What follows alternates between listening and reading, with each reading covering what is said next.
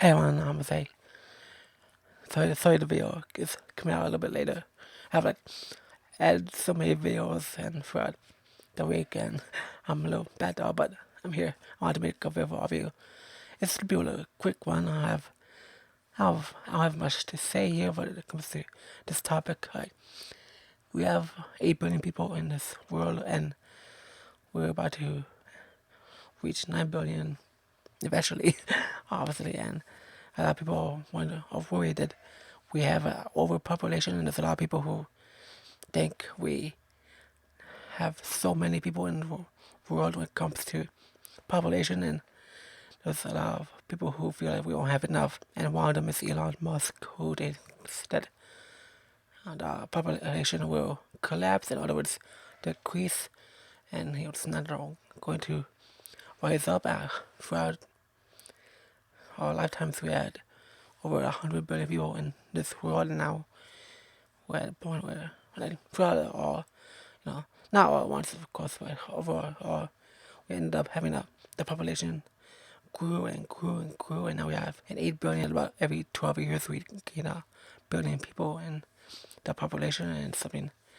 interesting to think about. Do we have a major population problem, or do you think that's not enough? And one of the reasons why people may not think that it's not enough is because they believe that we have a lot of space for people and within the world, and depending where you are in the world, the children are being born with more than one sibling, or they have multiple siblings in each household within the different parts of the world. And I'm not jumping into some articles. I'm not going to read all of them, and I'm just want to have some bullet points here and talk about certain things about the population and give a little bit of facts and backstory of what people are saying or thinking, and possible solutions, or to have it keep growing, or also there are actually people who actually have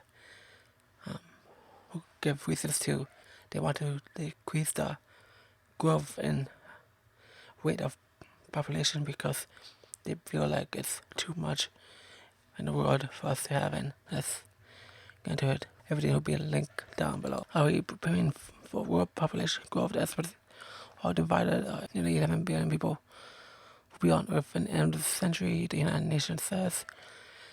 As a new study says it's no longer most likely scenario and forecast a peak after mid-century and then a decline. The University of Washington says the world population will fall in the last third of the century to 8.8 billion in 2100. That's a long way from now. That's why these predictions matter. Understanding how the population could evolve matters because future population sizes underpin future strategies for governments and industries around the world. They need to plan for key investments and infrastructure or goals for international development or carbon emission reductions. Declines have increased or have many implications. They believe that decreasing will help the environment, and it's also the population debate on if we should have more or less. It also has to do with climate change, which is mentioned within some parts of these articles. And you can decide for yourself on what you think about that. Our projects for world population have positive implications for the environment, climate change, and food production. The research is led by Professor Stein M. Vossett, well, by negative implications for labor forces, economic growth, and social support system. It's also about how we have resources and food. It's also talk about the resources for the way people to live throughout the future when it comes to population, in case it gets too much too fast. How do the world population predictions vary? Then now tomorrow population booming, possible population in billions. So around 1950 we had 2.5 billion. Now in 2020 we have 7.8 billion, and we're at a point where we have 8 billion, and the nations projects that we will have 10.9 billion in 2100, given the amount of demand to goals versus United population division. Let's say the world population may peak in 2064 at 9.7 billion and then decline around 8.8 billion by 100, so I feel that it might drop up and slope back down. So this thing about people's ages, the fact that for our time, older people are starting to live longer, and it will help the population be growing because they will still be here, and that's what this thing is. The world population continues to grow at a slower pace than any time since 1950. By 2050, 9.7 billion people are expected to live on Earth. 8 billion people, too many or too few, and that's what people are thinking about. November 15, 2022, according to the demographers at our nation's population division, the 8 billion person on the planet that was born, and then it's no real time on census of everyone alive on Earth, and given the moment, which means it's whatever, but someone is or will be the 8 billion. It's not precisely known who particularly or how would they know. It's an estimation because it's according to the census. The census is basically like a world survey, and it's basically like doing a head count and a bunch of other things regarding people's lives and jobs and around the planet, and it's this whole other thing which we can research. It's just updating the world and how people are at their age. In India, the able person might have been born in India, which has more than 23 million births in 2021, and which is predicted to pass China as the world's most populous country in the mid-2023. According to the research United Nations, I want to say those India and China have, at the most, those two places have over 1 billion people each. There's this guy who wrote a book called Population Bomb in 1968. It's to understand the core overpopulation fears. You need to read Pause for Schuller's book. And Population Bomb wasn't a demographer. He was an entomologist, and by training, who co-wrote the book with his wife, and Paul only because of the cover the field of overpopulation clearly comes to grow. The battlefield of humanity is over since this person was worried that we weren't have enough resources, enough food, and a lot of people were going to starve. And it's one of the most influential books in the 20th century. Characterized growing fields that we will now have room in as species mindlessly reproducing ourselves into a billion like bacteria in a petri dish. It was fear that he brought the fear in, the worrisome of the idea that we have so many people and we could end up destroying ourselves by people overpopulating so much. He would fear that we'll be doing more damages within our world population than good when it comes to having so many people in the world. There's more stuff here about, more facts about population and what the book has done and how people reacted to the book and how people would see population here and think about the growth rate in countries like China and ourselves and what people say about the way we are with throughout the years populating. And there's a woman named Jennifer Scoboba, and she wrote the opposite of how the idea that we have the population keeps growing can help us. Apparently that's for her. She says to drive our investments in the present and forecast and predict the future. Understand what she means by that. Yeah, it's about that Paul was assuming the potential idea of the population destroying itself. This story was originally published in November 2021 and 2022. Has been updated with later events.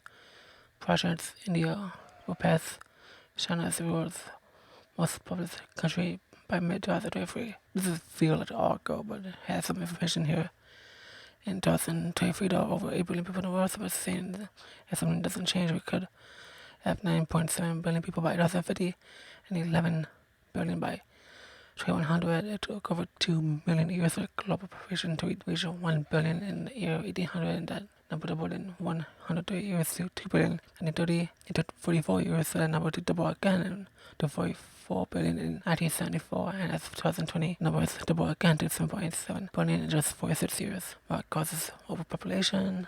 Too many births and too few deaths, because people, like I said, are starting to live longer, so they're not dying. They're still here, Low immigration and high immigration in a Pacific area globally. Overpopulation is caused by rapid popular growth due to 2 events. It's just investment in technology leading to fewer mortalities and longer lives, and probably lack of education and restrictive access to birth control, family planning. There are many interrelated factors that lead to overpopulation, but there are 2 major factors that play a crucial role in this rapid rate of our population growth. Access to medicine, technology, is, and depending on location, a lot of people have access to medicines more than others in the world, and that's the world we live in. And in the book, Paul again is mentioned lack of education in developed countries, and without poor understanding of family planning and how continuation of traditional beliefs, like the possession of many offspring are a sign of wealth in many African countries. Children are viewed as potential workers who can contribute to the family's needs. In surveilling larger family units, effects of overpopulation and environment. So this is the pros of what overpopulation can do, and then this is the solution. So it's basically the opposite of each other. So like a lot of information here. 70% of Earth's surface covered with water, only 1% of that is fresh and accessible. Increases in migration to developed countries place massive pressure on pressurized supplies in countries like the United States, UK, and Australia. Increases in populations in developing countries increase the need for intensive farming prices, which damage social systems, increase agricultural pollution, and then a bunch of environmental stuff here. And this is basically saying have fewer children, and stop reproducing, and a bunch of other things. And not everybody would be on board for that, because it's something that they want to.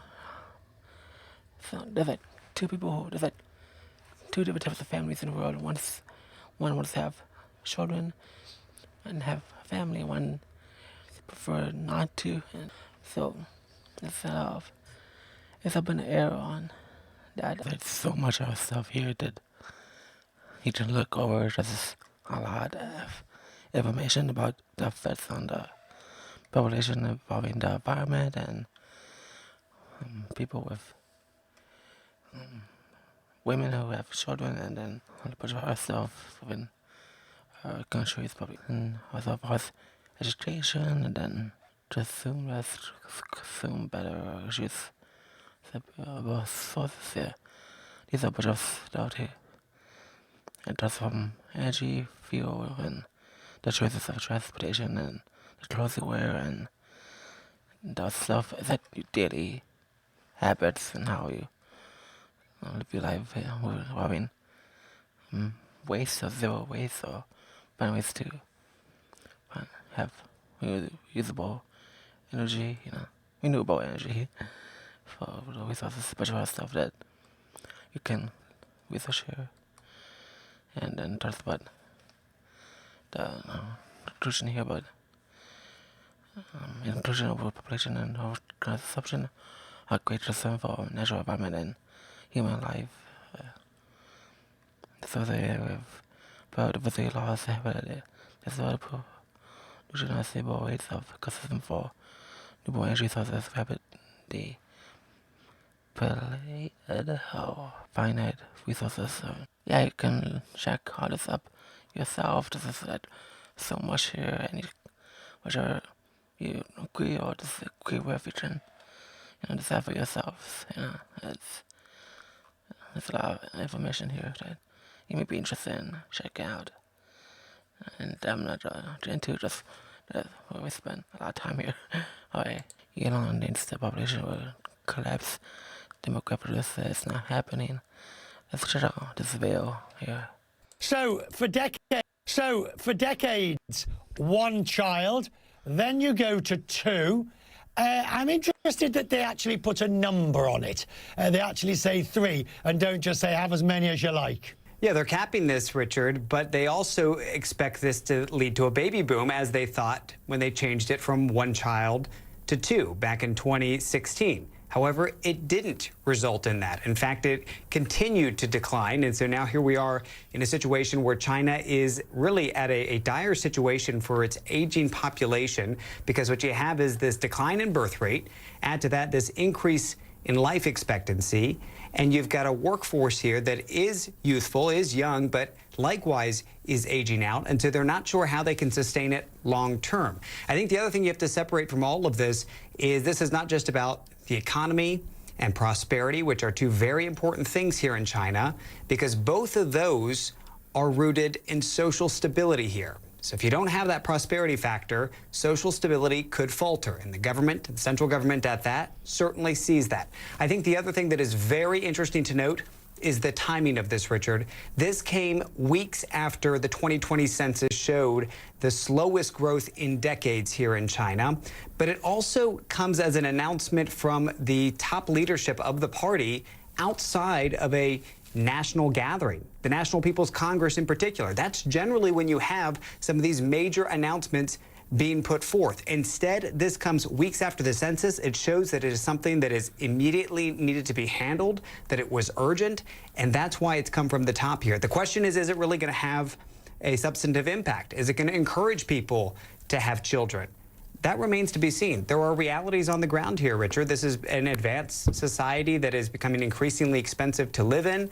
Families are looking at that. Moms and dads are starting to see the housing costs, the education costs, general cost of living going up. And so to balance those demands and the thought of having more children, well, for them, it's about maintaining a certain lifestyle, too. And so it is a challenging trade-off, and it's not one that's likely to be resolved easily here, Richard. On top of that, I'm also thinking about how their way of living is to sustain themselves in a large country like that, where they have all these guidelines to follow, and how it impacts the population within themselves.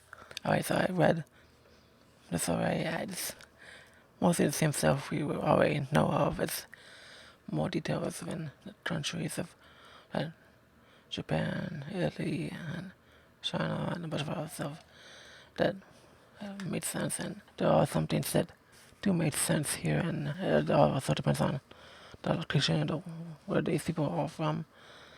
And there's a bunch of other stuff here that is interesting, but it's not really worth me reading.